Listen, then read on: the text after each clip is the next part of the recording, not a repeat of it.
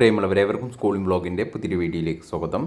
48 self finance കോളേജുകളിലുള്ള management സീറ്റിലേക്കുള്ള application BSc nursing application PNC MAC private nursing college management association of Kerala application ആരംഭിച്ചു. Apply ചെയ്യാവുന്ന last date 17/7/2024 കൃത്യമായിട്ടുള്ള website link താഴെ നൽകിയിട്ടുണ്ട്.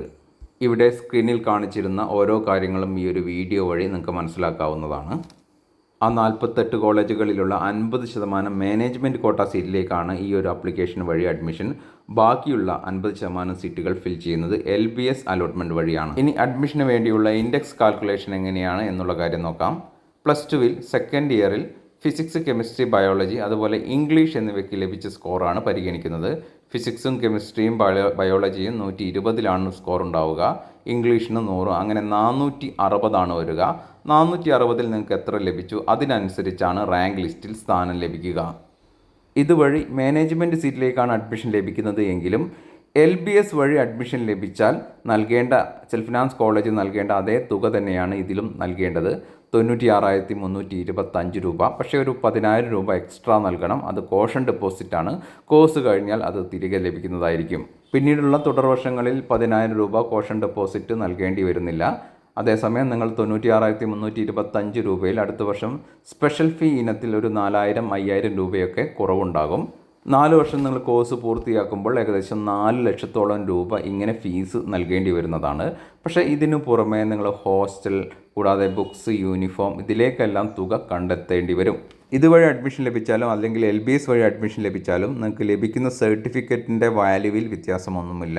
രണ്ടും ഒരേ സർട്ടിഫിക്കറ്റ് തന്നെയായിരിക്കും ഉണ്ടാവുക. 48 കോളേജുകളിലായി 1,108 സീറ്റുകളിലേക്കാണ് വിദ്യാർത്ഥികൾക്ക് അഡ്മിഷൻ നൽകുന്നത്. പിന്നെ ഒരു 195ഓളം സീറ്റുകൾ NRI സീറ്റുകളാണ്. NRI സ്റ്റാറ്റസ് ഉള്ള വിദ്യാർത്ഥികൾക്ക് അതിലേക്ക് അഡ്മിഷൻ ലഭിക്കുന്നതാണ്. നിങ്ങൾ കോളേജുമായി നേരിട്ട് ബന്ധപ്പെടുന്നത് ഉചിതമായിരിക്കും. എല്ലാ കോളേജുകളിലും 15% വരുന്ന സീറ്റുകൾ NRI കോട്ട സീറ്റുകളാണ്. NRI സീറ്റിലേക്ക് അഡ്മിഷൻ ലഭിച്ചാൽ 1,18,000 രൂപ നിങ്ങൾ ഫീസ് നൽകേണ്ടി വരും. കൂടാതെ 10,000 രൂപ കോഷൻ ഡെപ്പോസിറ്റും നൽകേണ്ടി വരുന്നതാണ്. അപ്ലൈ ചെയ്യുവാനായി 1,200 രൂപയാണ് ഫീസ് വരുന്നത്. ഈ ഒരു ആപ്ലിക്കേഷൻ്റെ ഘട്ടത്തിൽ തന്നെയാണ് നിങ്ങൾ ഓപ്ഷൻ രജിസ്ട്രേഷൻ നടത്തേണ്ടത്. നിങ്ങൾക്ക് താല്പര്യമുള്ള 10 കോളേജുകളിൽ മാത്രമാണ് ഓപ്ഷൻ നൽകാൻ വേണ്ടി സാധിക്കുക. 48 കോളേജുകളിലും നൽകാൻ വേണ്ടി സാധിക്കുന്നതല്ല. ഓപ്ഷൻ നൽകുന്ന വിദ്യാർത്ഥികൾ പ്രത്യേകം ശ്രദ്ധിക്കുക. എല്ലാ വിദ്യാർത്ഥികളും സെലക്ട് ചെയ്യാൻ സാധ്യതയുള്ള നല്ല സ്ഥാപനങ്ങൾ മാത്രം നോക്കി ഓപ്ഷൻ നൽകിയാൽ, അതായത് നിങ്ങൾക്ക് ഇൻഡെക്സ് കുറവാണ് എങ്കിൽ നല്ല കോളേജുകൾ മാത്രം നോക്കി നിങ്ങൾ ഓപ്ഷൻ നൽകുകയാണ് എങ്കിൽ അഡ്മിഷനുള്ള സാധ്യത കുറയുന്നതായിരിക്കും.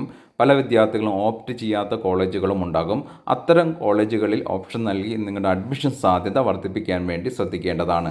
ആപ്ലിക്കേഷൻ്റെ ലാസ്റ്റ് ഡേറ്റ് 17/7/2024 അതിനുശേഷം റാങ്ക് ലിസ്റ്റ് 22/7/2024 പ്രസിദ്ധീകരിക്കും. അതായത് നിങ്ങൾക്കുള്ള ഇൻഡെക്സ് അനുസരിച്ച് റാങ്ക് ലിസ്റ്റിൽ സ്ഥാനം ലഭിക്കുന്നതാണ്. എല്ലാ വിദ്യാർത്ഥികളും റാങ്ക് ലിസ്റ്റിൽ ഉണ്ടാകുന്നതാണ്. പിന്നീട് ഫസ്റ്റ് അലോട്ട്മെൻറ്റ് 24/7 വരുന്നതാണ്. സെക്കൻഡ് അലോട്ട്മെൻറ്റ് 22/8/2024 തേർഡ് അലോട്ട്മെൻറ്റ് 8/8/2024 വരുന്നതായിരിക്കും. ഓരോ അലോട്ട്മെൻറ്റിനും ഇടയ്ക്ക് കോളേജ് ജോയിനിങ്ങും ഉണ്ടാകുന്നതാണ്. അലോട്ട്മെൻറ്റ് വന്നാൽ ഓൺലൈനിൽ അലോട്ട്മെൻറ്റ് ലഭിച്ച വിദ്യാർത്ഥികൾ എല്ലാവരും ഓൺലൈനിൽ ടോക്കൺ ഫീ പേയ്മെൻറ്റ് നടത്തേണ്ടതാണ്. 10,000 രൂപയാണ് ടോക്കൺ ഫീ ആയിട്ട് നിങ്ങൾ നൽകേണ്ടി വരിക. ആ പേയ്മെൻറ്റ് നൽകിയിട്ടില്ല എങ്കിൽ നിങ്ങൾക്ക് ലഭിച്ച സീറ്റ് നഷ്ടപ്പെടും എന്ന് മാത്രമല്ല അടുത്ത പിന്നീടുള്ള അലോട്ട്മെൻറ്റുകളിലേക്ക് പരിഗണിക്കുന്നതുമല്ല. വിദ്യാർത്ഥികൾ അഡ്മിഷനായിട്ട് നൽകുന്ന തുകയിൽ ഒരു എമൗണ്ടും തിരികെ നൽകുന്നതല്ല എന്നാണ് PNC MACൻ്റെ പ്രോസ്പെക്ടസിൽ ഈ വർഷം പറഞ്ഞിട്ടുള്ളത്. ഈ കാര്യത്തിലൊക്കെ സ്ഥിരീകരണം പിന്നീട് വരുമെന്ന് കരുതാം. കഴിഞ്ഞ വർഷങ്ങളിലൊക്കെ ടോക്കൺ ഫീ ആയിട്ട് നൽകിയിട്ടുള്ള തുക റിട്ടേൺ ചെയ്യുമെന്ന് പറഞ്ഞിരുന്നു. ആ കാര്യങ്ങളിലൊക്കെ അപ്ഡേഷൻ പിന്നീട് ചാനൽ വഴി ലഭിക്കുന്നതായിരിക്കും. അപ്ലൈ ചെയ്യുവാനായി വിദ്യാർത്ഥിയുടെ mobile number, email ID, photo, signature, 10th standard certificate, +2 certificate എന്നിവ നിങ്ങളുടെ കൈവശം ഉണ്ടായിരിക്കേണ്ടതാണ്.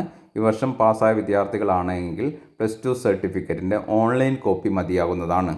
ഇതുവഴി അഡ്മിഷൻ ലഭിച്ചാൽ ആർക്കും ഫീസിൽ ഇളവൊന്നും ലഭിക്കുന്നതല്ല. അതുപോലെ തന്നെ ആർക്കും റിസർവേഷനുമില്ല.